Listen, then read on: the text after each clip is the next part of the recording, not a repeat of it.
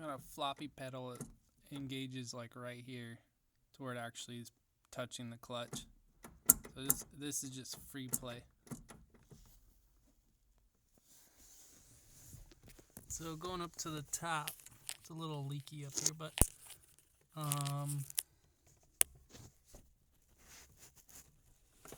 let's see it. On the back of that rod right there, there's a nut right here.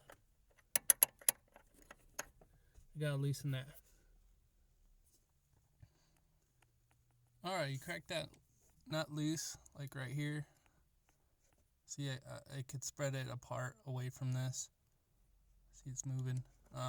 Now I should be able to twist this rod to push it further that way towards the firewall, which should take up the slack.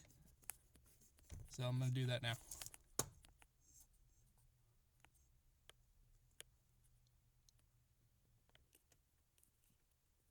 Alright, once you have that nut loosened, just kind of clean off the rod portion, which is that black rod, and twist it.